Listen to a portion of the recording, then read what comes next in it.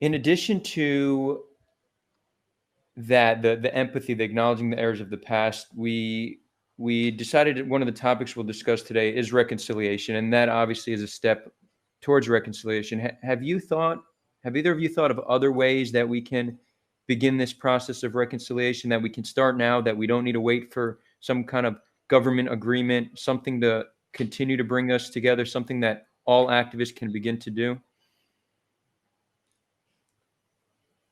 If you want to go ahead, Rudy. I realize it's okay to say you haven't thought of Sure. anything yet. I'm putting you on this problem.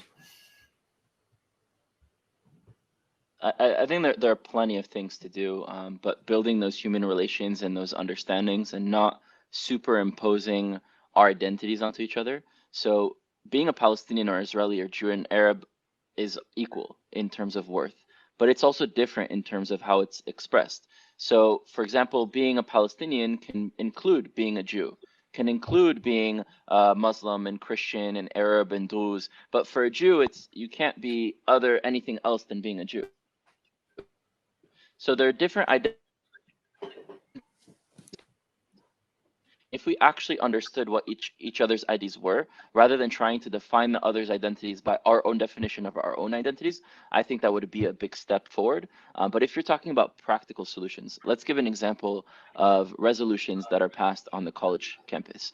And I know a lot of my Palestinian friends that I work with support, for example, the BDS resolution on campus, which I completely oppose. But let's just say, what if instead of having a resolution of boycotting Israeli companies or boycotting Israeli culture and musicians or anything about Israel, what if both the Israelis and Palestinians on campus started to boycott the companies that fund this conflict, started to boycott the reasons for why this conflict continues, started to pass a resolution of how to invest in local businesses, both Israelis and Palestinians, started to invest in communication and conversation and community building between both, started a movement and a resolution that says we are against the physical wall that exists, the wall should be removed, we need to come together. Like, what if there was a resolution that instead of making one side feel like this is supporting us and the other side feel like this is against us, there was a resolution that felt both sides feel like this was something actually uniting us. And that's what I think that